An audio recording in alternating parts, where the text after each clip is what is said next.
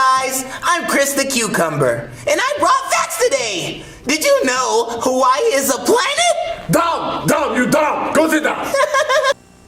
Alright, blah blah blah, VeggieTales is the most successful piece of Christian animation and created an entire market because basic economics. Now, I've already talked about the most notorious products of this capitalism phenomenon, the cartoons with the Bill Gaither family and friends' names attached to them. But no, I gotta run a retraction. I've gotta stick with the facts. I've gotta only tell the real story. I've gotta think before I write. Well, besides Hoodwinked, which really isn't a VeggieTales ripoff, but Benji Gaither did voice act and perform the original song Be Prepared. Hell, a Wobot's Christmas was included as an extra on Hoodwinked DVDs. So if you like Hoodwinked, then I think Gaither's peak, baby! But thanks to viewers like you, I have since been informed that there are more products of this genre, not the fault of the Bill Gaither cinematic universe. Say, look at this. I've been cleaning out my nest, and I found an old book of my poetry. Vegetables! My arch nemesis! The government and my mom! 10 Rockin' Rules. Join kids of all ages who are laughing and learning with the new animated series that's a hit from coast to coast. I'm glad God gave us his 10 rules. Rock on, Chip. God Rocks, in stores now. God Rocks is not just a VeggieTales ripoff show, it's a VeggieTales ripoff franchise of all things. Now, in all my years of trying to find, bad forgotten shows and piecing together whatever the hell Smile of a Child was. Well, it was in Arizona, I'll tell you that right now.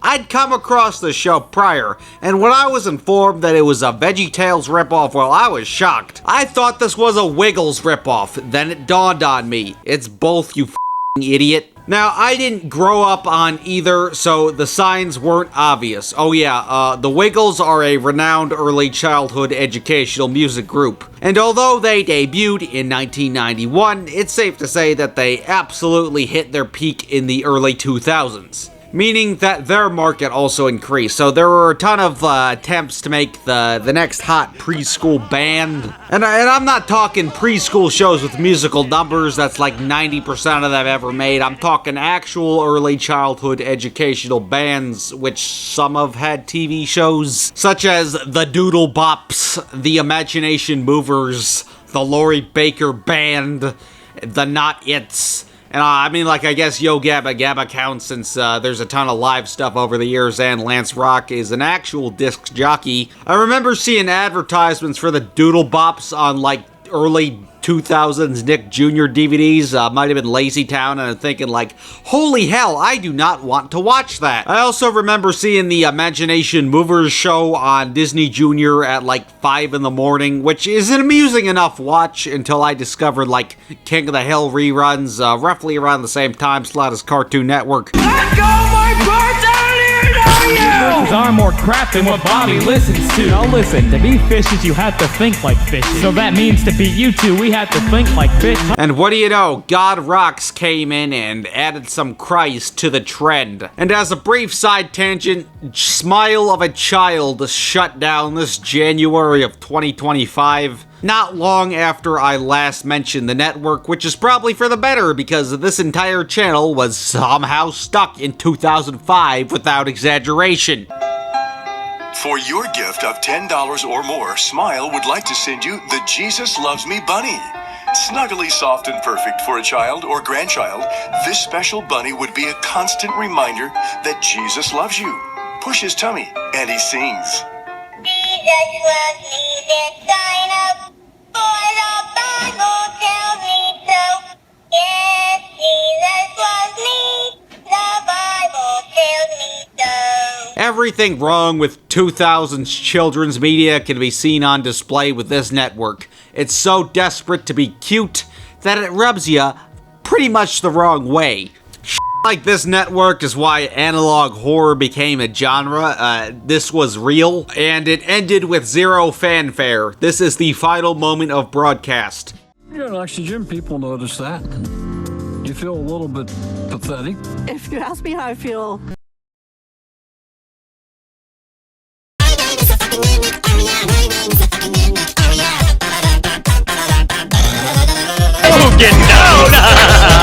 And I bring this up because the God Rocks franchise had some presence on Smile of a Child. Now, obviously here, the characters are sentient rocks as opposed to vegetables and fruits. Look at Barbie. What a scary bitch. It stars a rock band of rocks, that refer to themselves as God Rocks instead of Christians, and they sing about how God rocks, waka waka waka, which I guess also makes this a Flintstones ripoff because there's plenty of lame rock jokes to go around. I can rock and roll, I'm an ace at bowling, one joke and bam bam, I get the laughs rolling. The rock band cast all have like rock sonas of their real band members. God Rocks was a band formed for the franchise. The act itself was not franchised. It is distinctively capitalizing on VeggieTales musical franchising on top of the reoccurring music in the series specials and movies. There has been plenty of original albums featuring the voice cast in character, similar to, say, Sesame Street, as well as compilation albums related to subject matter or a character from the series. And not all having something to do with Christianity, but some just having fun. As somebody who was obsessed with Pixar's Cars at a young age, the Veggies cover of Tom Cochrane's Life is a Highway from the LP Bob and Larry Go Country slaps. But because capitalism, even the typically independent religious corporations can't escape the corporate slop.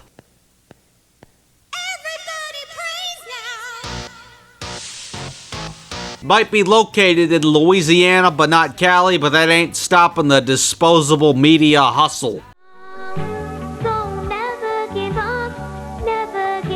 This is evident by the franchise creator, Bruce W. Stacy, not being a band member, but did write, direct, and voice act in minor parts. So I guess the true target audience was kids that were banned from watching Your Favorite Martian because it had boobies or gorillas, since the bassist Murdoch is canonically Satanist, or Gummy Bear who shakes his giant gelatin ass on screen. It's important to note the franchise has various iterations with multiple bands under the same name. The second iteration of the band would become semi-permanent for the ensemble of sorts. This is similar to the Wiggles not having a consistent lineup over the years throughout its various forms of media, but still retaining the most integral members for as long as they can. And throughout, I will only be bringing up these semi-permanent members because if I did, I'd just be shouting names without any information given the franchise's obscurity. This is because live performances and animation were developed simultaneously with the franchising, meaning that the actual band cast in cartoon and live show differed with the exception of the lead vocalist. But eventually the live show band replaced the cartoon voice actors, completely obscuring the original lineup with the recast. The original behind-the-scenes lineup is kind of a mystery behind the names, with the exception of Cheryl Stacey Nielsen, who debuted both live and in the cartoon and is presumably related to the creator. Cheryl portrays Jem,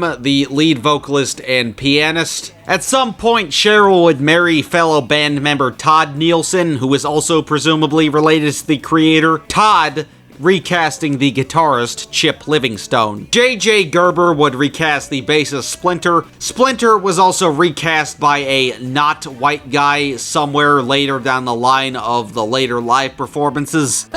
A DEI hire. And Darren Harris would recast the drummer Carb. Excluding this guy, this would become the semi-permanent lineup. If you are familiar with this IP, you probably recognize this lineup. Now, their self-titled TV show would release 4 episodes direct-to-video between 2002 to 4. They are not technically a part of a season, but promotional material refers to them as episodes as opposed to videos or specials. common terminology for this type of media, just like Gaither's Peak. All the episodes also have alternative titles, like on the cover. I don't know why they did that. I guess to be quirky. I'm not like other Christian shows. I have alternative titles. You may expect Jem to be the main character because she's the lead vocalist, but Chip is typically the center. Chip is truly the McCartney to the Lennon, if you get what I'm saying. Paul, I don't give a bloody damn. I'm gonna say the N-word. No, John, that's racist. You can't say the N-word, you know. No. Yeah, like Lennon is the lead guy in the Beatles, but Paul clearly has the guy energy. John Lennon didn't make temporary secretary, god damn it. Yo, I'm a fucking homosexual. What? Now, of course, it's VeggieTales, but with rocks, so it had to be CG. The characters are rocks, but rocks aren't smooth with simple geometry. They look more like fucking turds. I'm not trying to even be funny. The texturing is atrocious. Man, it's almost like the veggies had very little texturing. One day, I ate too much Smurf cereal, and then Chip Livingstone was born. Face it, breakfast is ruined.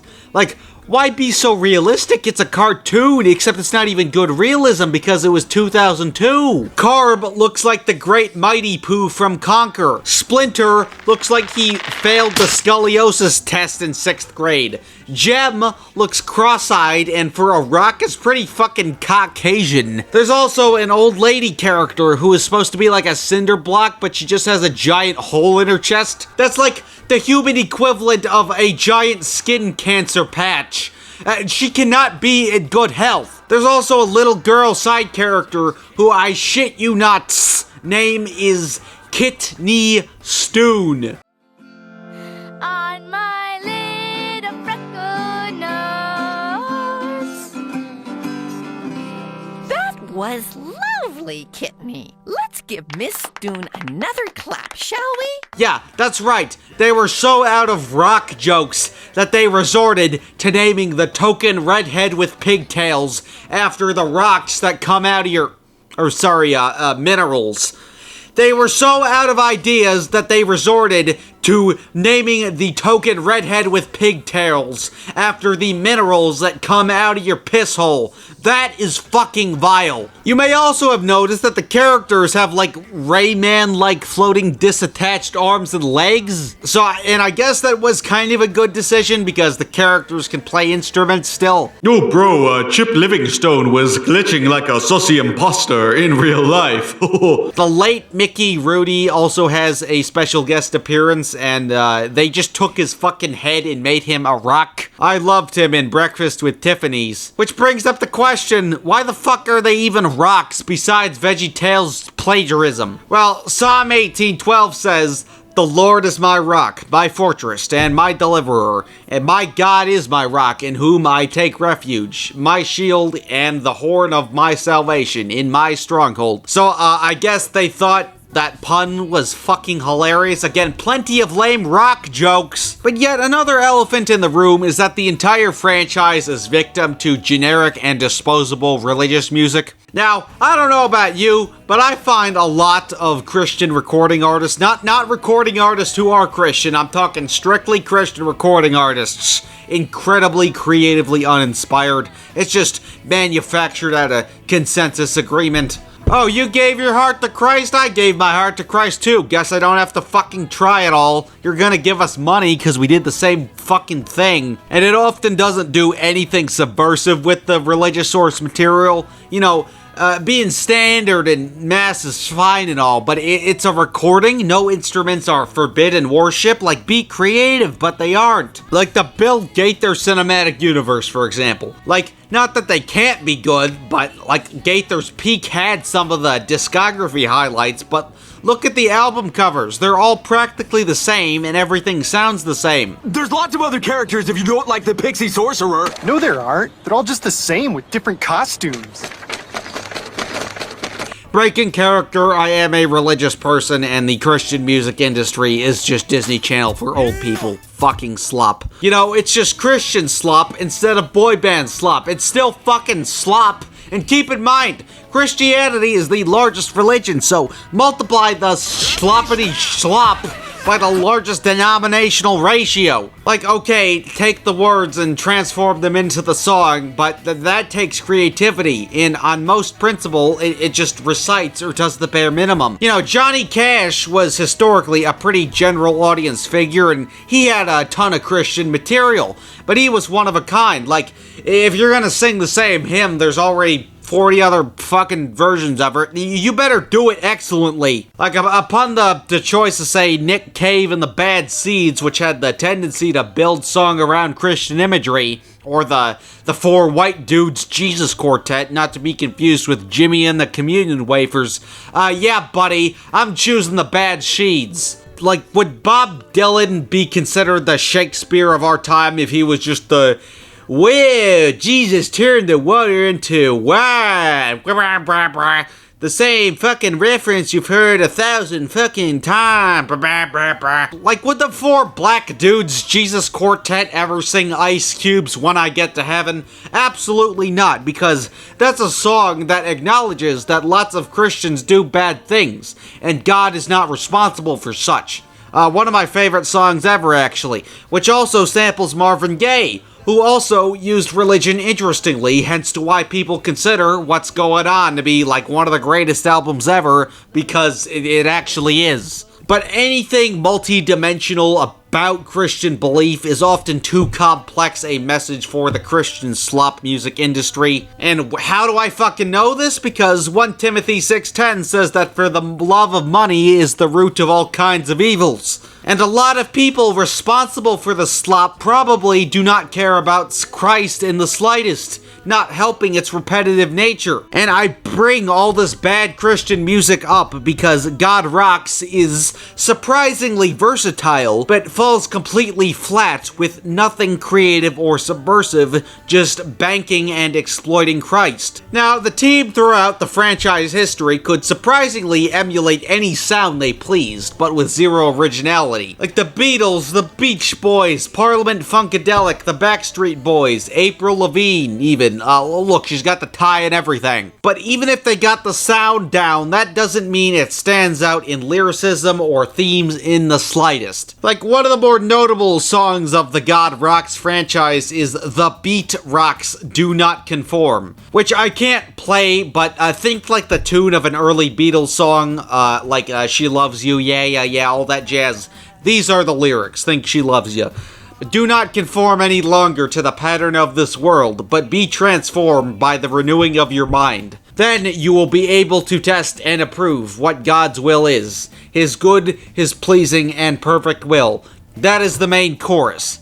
And none of this matches the Beatles' homage melody, and every song is like this. It's an unoriginal sound, spouting biblical terms with zero flow. And if you couldn't tell just by the terminology alone, a lot of the songs aren't even fucking songs, they're just poorly harmonized biblical passages, like word by word. Not even hymns, like actual passages from the Bible. Hymns are not in the Bible for context. Well, why do they make songs that are literally just quoting the Bible? The Bible isn't a fucking songbook. There's zero effort on reconstructing source material into a song. Not that a biblical Beatles homage couldn't work. I mean, like George Harrison of the Beatles released plenty of spiritual material throughout his solo career, which uses many of the same religious terminologies like Lord, peace, hallelujah, God, etc., even if the context isn't Christian specifically. So it's not like a religious Beatles-inspired song couldn't work, considering we have a similar product by a Beatle. But they didn't try and make a religious song, they're only trying to bank off of iconography of recognizable figures and religious identity. There are a handful of musical acts parodied in universe such as the Beatles, Elvis Presley, the Beach Boys, and the Soul Sisters, and that's it to my knowledge. They couldn't even come up with a rock pun for Elvis, so his name is just Flint Rockley. Hunka hunka bucket, fuck it.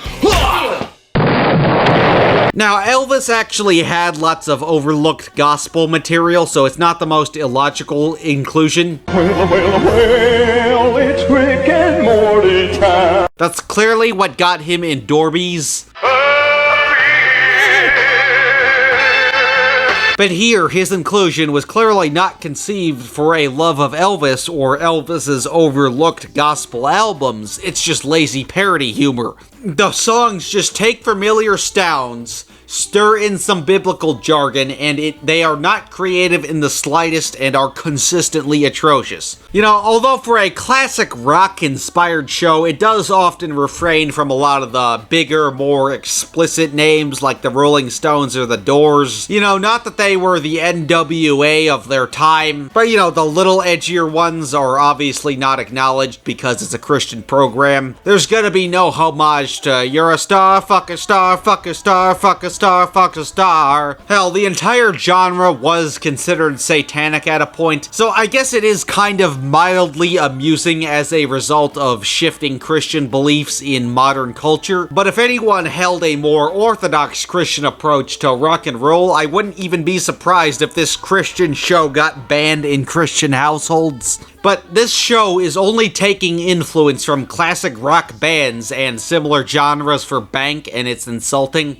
Sure, it's atypical for a 2000s Christian kid show, but you wouldn't expect it, but that doesn't mean it's good. You know, this was like AI-generated plagiarism before such a thing existed, you know, overly relying on minimally transformed references. Hey AI, make a love song about Jesus, but to the tune of 8 days a week, you know. It creates familiar sounds, but also uninteresting sounds, plus uncreative New Testament, etc. Schlop. And if you're a music franchise and the music blows ass to this degree, it's a fucking death sentence. Now, in regards to the plots leading to the music, in the first show there's like generic school day adventures, mandatory sports episode, and mandatory alien episode, meaning that it's up to the local high school church band to save the day. And Chip Livingstone, the biggest idiot in the entire class, learns a lesson that you haven't heard 1,000 fucking times already, religious show or not, while playing a bunch of music that isn't creative, interesting, or unique in the slightest. And you know,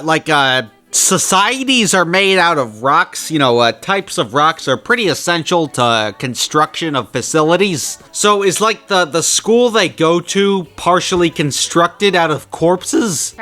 Whatever. There you go. I fixed it. Now eat your broccoli, Nuggy.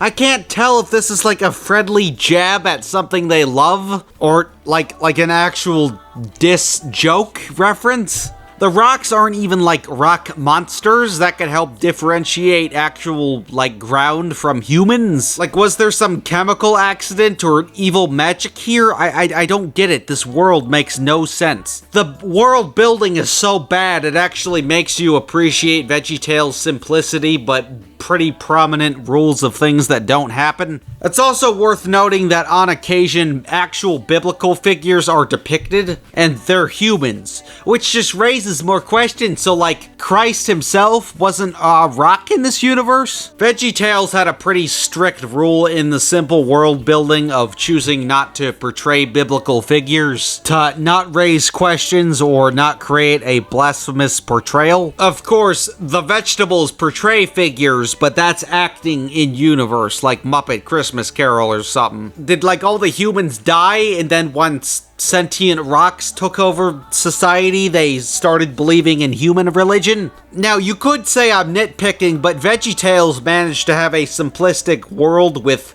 big rules of thumb as to what doesn't happen. So VeggieTales doesn't create logic errors, and considering they're blatantly ripping it off, there's no excuse for a world this illogical.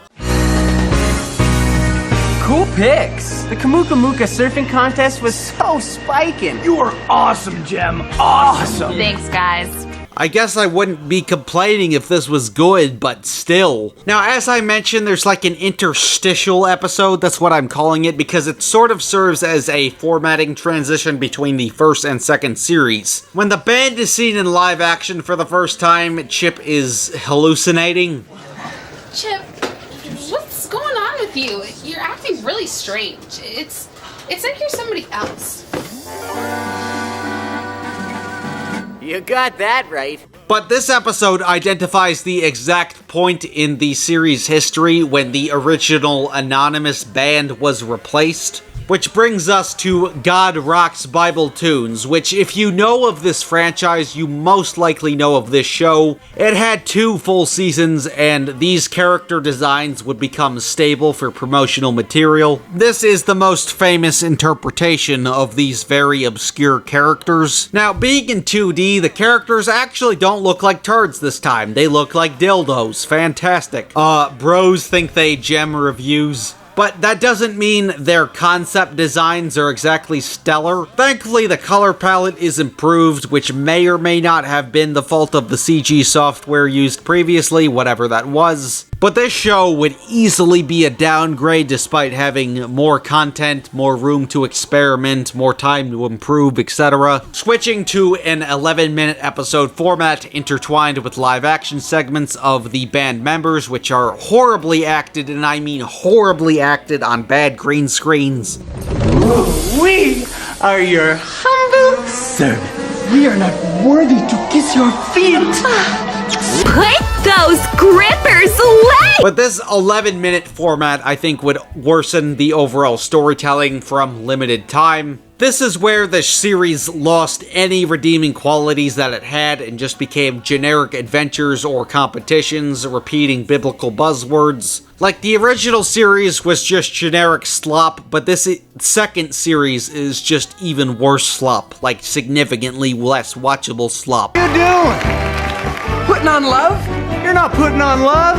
You're putting on the ugliest shirt I've ever seen! Spread like wildfire, but this one ain't bullshit. I know that you two are having a gay relationship. Hell, there's even a Wizard of Oz spoof with Christ lazily slapped into it, which is titled The Whistle of Odd. Even though The Wizard of Oz is public domain, they didn't need to change the title to qualify it under parody law. Which, you guessed it, there's no Wicked Witch of the West equivalent, because that would be witchcraft, and the Whizzle is not technically a wizard because they said so. Racist! I'll help you be racist. I'll teach you the proper tricks to become racist. Know the slurs you've got to know. Ooh, I'll show you what paint to wear, how to hate niggas. The 22-minute batch of 4 episodes had a unique beginning, middle, and end and took advantage of an established world. Here, things like the secondary cast, reoccurring locations are still there on occasion but are heavily underutilized. It's such a downgrade in development. Look, the world building in the previous show was really generic and questionable, but this hardly has any world building, so it's infinitely worse. The exclusion of Chip's family being the most prominent exclusion. They were pretty prominent secondary characters in the original show, but kind of got the axe for the soft reboot. Chip's mom and sister, who frequently appeared in the original show, only show up like twice maximum in Bible Tunes to my knowledge. I have to say is that I do feel like a terrible mother. This is where it started. The God Rocks first family, the Livingstones. And here's Chip. And I'm his mother, Ruby, in the world of animation. And when last did I see you, son? Months. It's terrible. Years. Absolutely terrible. Cannot believe it. But Chip's dad is like a completely mysterious lost character. Ooh. He's black?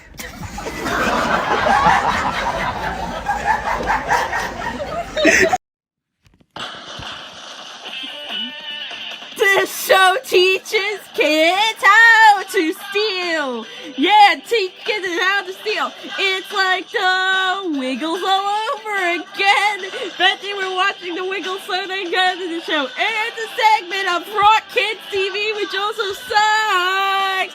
The show would have ripped off the Fresh Meat Dam, but it came first. Yeah, despite getting like a full show on television with full seasons, there was clearly a budget cut. Either that or they were just lazy as shit. Like, church hardly even appears despite that being a primary setting given the nature of the show. The secondary cast now feel like guest characters. I never knew you were a shepherd, Mr. Rockley. Just call me Flint, Stone. Hell, even Pastor Jasper, a pretty essential character for the show of this nature, doesn't appear too consistently. Like, if you figured the characters needed help and they'd consult him or something, but no, I gotta run a retraction. I gotta stick with the facts. The closest thing there are to antagonists throughout the franchise are Org, a generic bully, and Minibot, a generic sci-fi villain. Those Godrocks won't know what to do. Too bad, Godrocks. Boo-hoo. No more concert fun for you. The series feels more desperate to appeal to parents rather than children trying to exploit their approval for merchandising reasons rather than kids. Because a lot of the Bible-toon stories are just generic adventures while repeating biblical terminology. Most episodes just have a favorite buzzword and they keep shouting whatever that word is. Rejoice in the Lord always. It says right here, rejoice in the Lord always. Rejoice! Rejoice. Rejoice in the Lord always. Rejoice. We will rejoice, sir. We will rejoice. Let's hear some rejoicing. Just remember to rejoice in the Lord always. Rejoice. Is everyone rejoicing? I will rejoice. I will say it again. Rejoice. Rejoice. Rejoice. Rejoice in the Lord always. Rejoice. Rejoice in Him. Rejoice in the Lord always. Rejoice. Are you stupid? Do you not know what this biblical term is? Family. We're here because, Christ changed our lives, and it's important to know that yourself. Jesus has so changed my life. Like, hey parents, we said the fucking live thing, pay for our show, bitch. There are hardly plots in the main story sections of the Bible-toon's 11-minute variety episodes. Yeah, most variety shows aren't 11 minutes because it's a variety show. Why divide the segments by 11 as opposed to 22 so you could multiply the segments? Which would leave less time for like intro and credits and whatnot. Hell, sometimes the episodes are so undercooked, they just cut to like live action music videos, which are seemingly also just repackaged and lazily repurposed. Now this is a story all about how my frown got flipped, turned upside down, and I'd like to take a minute, don't go too far. I'm gonna tell you a little story about how I got these scars. My daddy was a drinker. My wife, she liked to gamble. My dog's a plastic surgeon. After the 2 seasons of Bible-toons, there were 3 30-minute specials direct-to-video, but I'm sure aired on TV at some point. Both an Easter and Christmas special, as well as a space special. Here comes the Admiral. Good day, Star Cadets. Welcome to Mission Control. I'm Admiral Roger John. Bitch, I'm the villain. Hell, there was even like a convention or something themed around the Easter special, God Rocks Easterific. Promotional material is on the official YouTube channel as early as 2010, so I'm gonna assume it was somewhere in 2010, but we don't know where it was hosted. Probably just an excuse to sell DVDs.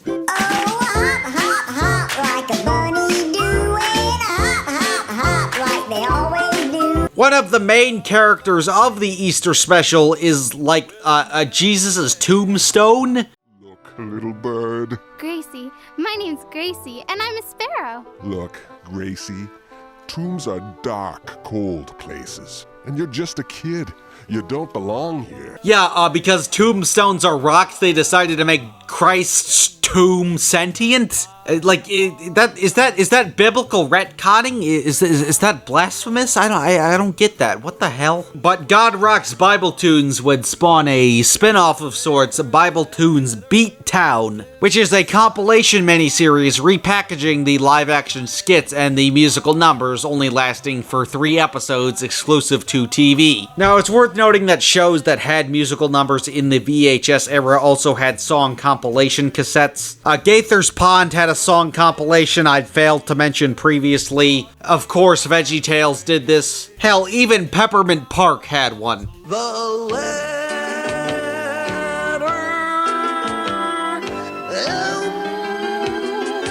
Despite the Bible-toons iteration coming out past the VHS era. And there was also a live concert in Miami DVD released in 2010.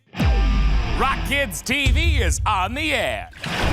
But the next franchise iteration would debut in 2013, Rock Kids TV, a variety show which was produced by the IP owners Tricord Media and is also presumably subject to mostly lost media, which is fairly common for religious shows of this nature. I do not believe a single full episode of Rock Kids TV has survived, which could be attributed to only having one season between 2012 to 13, and airing Saturday mornings on networks affiliated with the Trinity Broadcasting Network. That includes Smile of a Child, as it is a subsidiary, meaning that it's most likely nobody tuned into this because Smile was a dying network by 13. Although it was apparently free to watch on some random Christian website at a point. But, you know, if you don't have CTS, you don't get the station, you can watch it online. That's the great thing about the internet, that it can be available 24/7. If you go to crossroads360.com, and then you find the big button there called Kids Space, and that's one of the channels on our new crossroads360.com, and you will enjoy all the episodes right there. One of the main selling points of the show was its featuring of the God Rocks band, both in animation and live action. Stacy, aka Jem herself, was also presumably a host of a discussion segment, meaning that she probably appeared as both herself and Jem in live action. But what completely shocked me was this.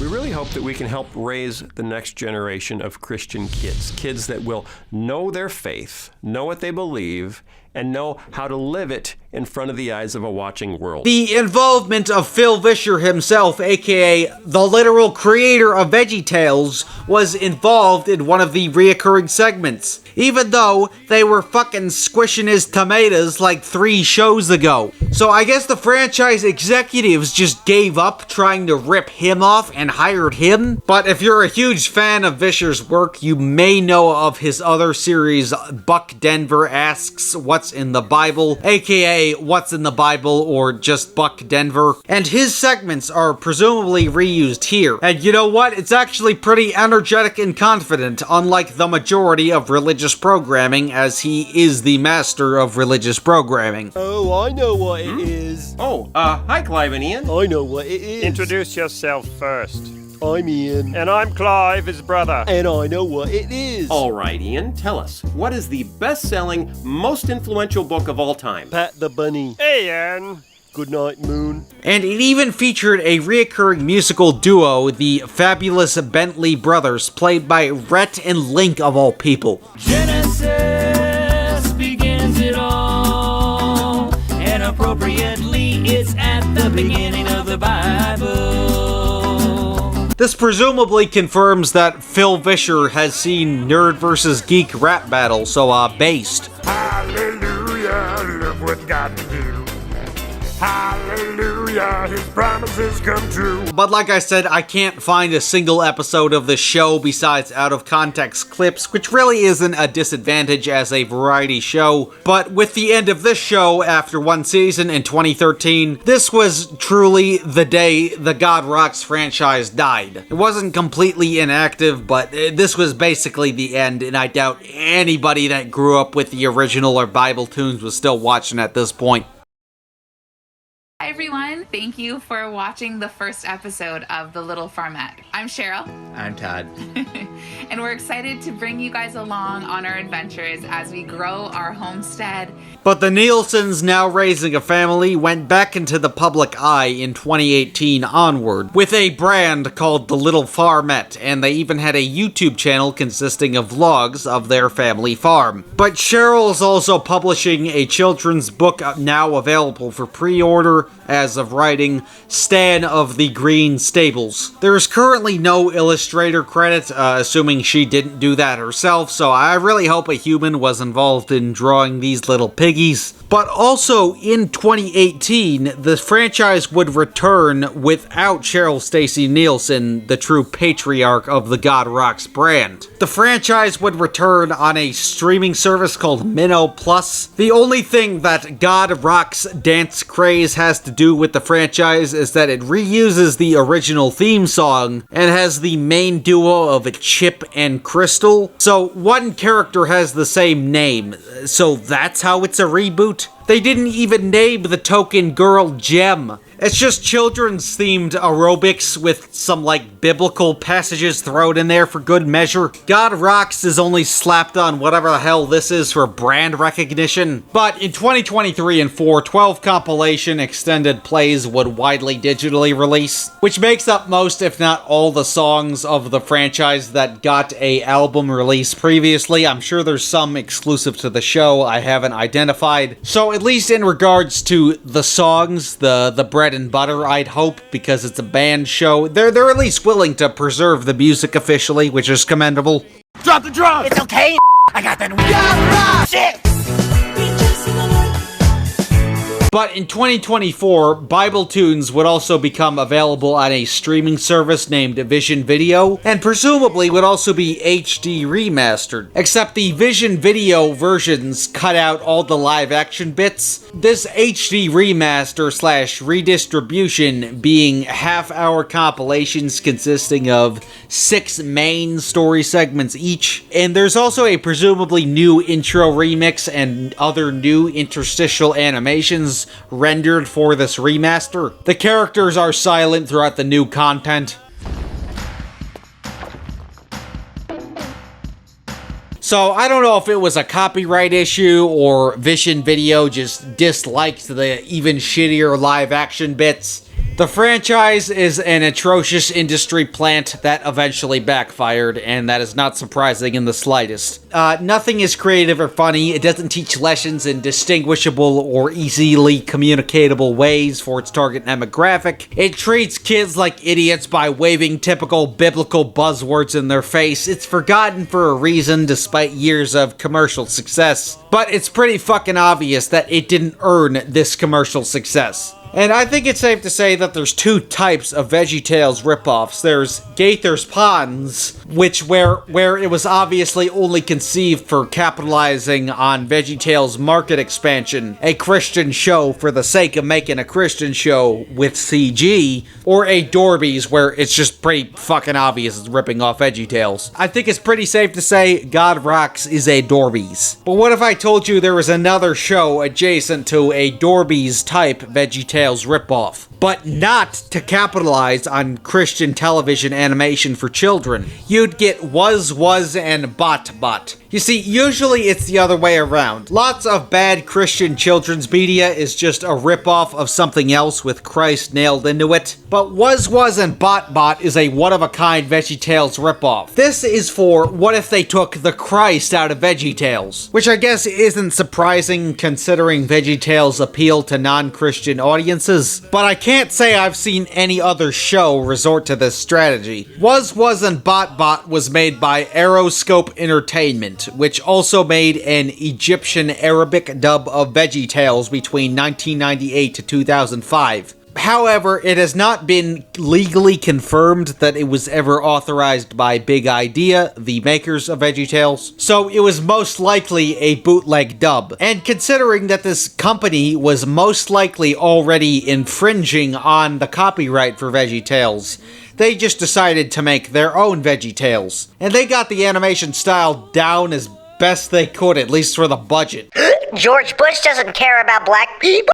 The character designs are lawsuit-level ripoffs, most notably copying the facial expression structure, but on top of VeggieTales, it's also a Toy Story ripoff. VeggieTales and Toy Story obviously didn't invent CGI animation, but it's safe to say for their respective release dates, they absolutely perfected it in their respective fields. And why did they star vegetables and toys? Well, because of technical limitations. Phil Vischer chose the series to focus on vegetables of all things due to the lack of having limbs and not promoting junk food, his original idea being candy bars. And Toy Story focusing on toys because of the texturing limitations at the time being more resemblant of plastic. Look, I love the first 2 Toy Stories to death, but the first movie especially, a lot of the texturing does not hold up. I don't know if you watched like stupid-ass cartoon theory videos in 2015, but one of the big ones was, why doesn't Andy have a dad? Well, the actual reason is because the humans were expensive to render, hence to why Toy Story didn't focus on humans and focus focused on plastic figures of humans. So Wuz Wuz and Botbot saw both Toy Story and VeggieTales sparing use of limited technology and capitalized on both. This show apparently had a English version of season 2, but that could just be a rumor, I don't know. I'm just working off what I can infer from Arabic episodes still in speculation, the show being majority lost media. Now, instead of vegetables, it stars wooden dolls of people, hence to why they have Caucasian skin colors. Except for this Bob ripoff, I don't know if he's supposed to be like a tomato or like a clay ball or something. And now, again, I didn't grow up with VeggieTales, I'm no expert, but I do know one thing. The 1996 Christmas special, The Toy That Saved Christmas, features a doll character named Buzzsaw Louie. I did. That's not what Christmas is about. It's not? No, Christmas isn't about whining and begging for more toys. Well, then what is it about? So it's entirely possible that they saw this one character resembling a doll, which I guess is technically a human in VeggieTales, which was against the rules. So there's no even consideration of basic human anatomy. Like, they're humans, they should have arms and legs, if not mistaken. Or I guess humanoid dolls in this context. Now, not that Toy Story invented the concept of what if toys came to life. To my knowledge, the first instance of that hypothetical would be the short film from 1933, The Mascot, which is public domain to my knowledge and free on YouTube. It's actually a really good multi-medium watch, highly recommend. So like the wooden dolls are just in like a movie theater, which again, I don't know if this is some Egyptian cultural thing I can't find on Google. And in the wee hours of the morning, when all the movie screenings are over, they come to life and decide to use the movie theater as like a play stage and reenact the relevant movie. So I guess it's kind of like a set in a theater Muppet Show type variety show. And it being Arabic, you may assume it teaches the morals of Islam. And not that I can understand the show, but to my knowledge, there is no Islam or Christianity. A lot of the episodes I could get my hands on, but I couldn't understand. I assume there's like makeup segments, which leads me to believe a lot of the morals of the episodes weren't related to any religion, but just, you know, love and compassion and all that, you know, nothing exclusive to religion. This show was by far the most requested VeggieTales ripoff. And there's really not much to talk about, mainly because I can't understand it and it's hardly documented. So yeah, so you can quite literally judge a book by its cover in this case. It's just a VeggieTales ripoff without Christ. But what if I told you this wasn't the only VeggieTales / Toy Story simultaneous ripoff?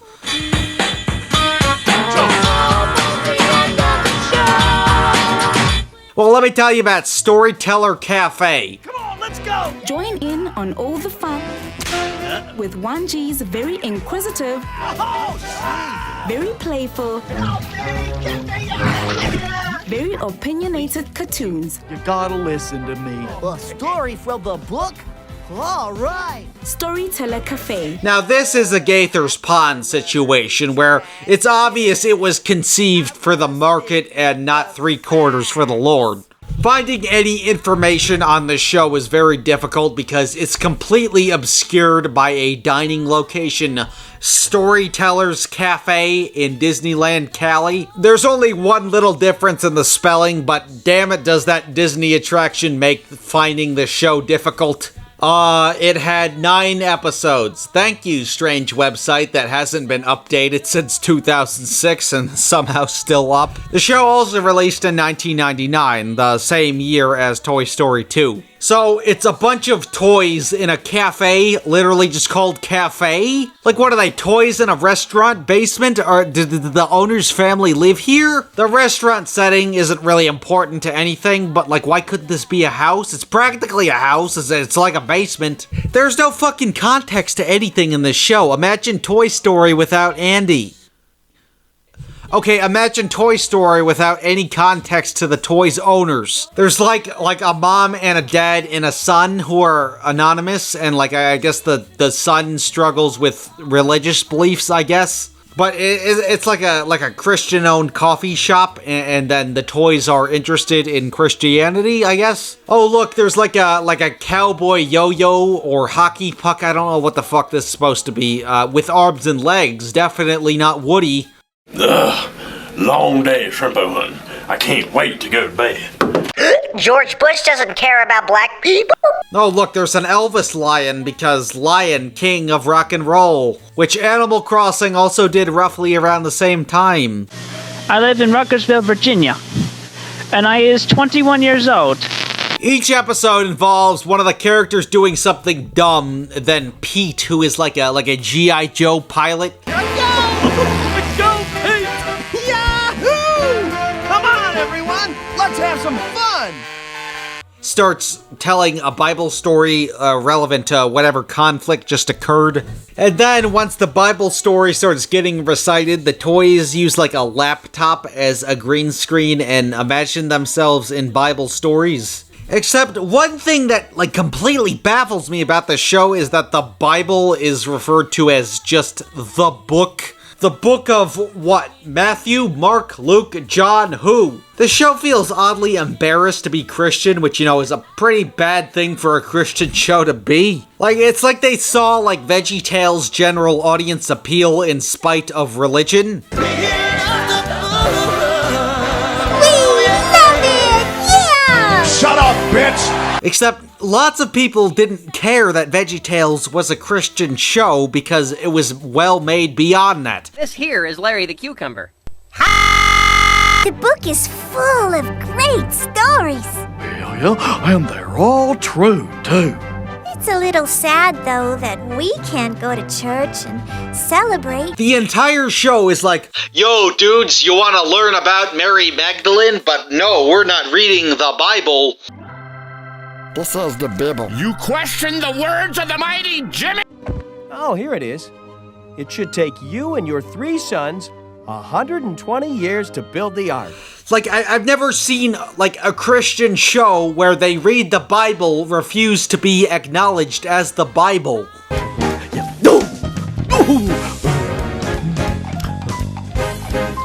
Hey, who ate my double-chunk chocolate cookie? The formatting also just makes no sense. Like, the characters don't know the Bible story. That's kind of the point. They're learning the Bible story with the audience, but they're somehow also reenacting it. VeggieTales also reenacted Bible stories, but that was with the cast members recast as biblical figures. So maybe if they did something original with a combination of biblical reenactments and original conflicts, much like VeggieTales, which used this sparingly, it just wouldn't be a logic error. Like, how are you gonna know what to do if you don't know the end of the Bible story? None of this makes any sense. And it's not funny either, so I can't excuse it. And of course it has to be shitty CG because it's a VeggieTales ripoff and VeggieTales was innovative for CG. In addition to this, the walls are decorated with a boy sitting quietly on a tree reading a book from a quote from Geoffrey Chaucer saying, "The life is so short, the craft so long to learn." The restaurant is presented in a style of buffet restaurants where guests can enjoy a variety of food available for them to pick up.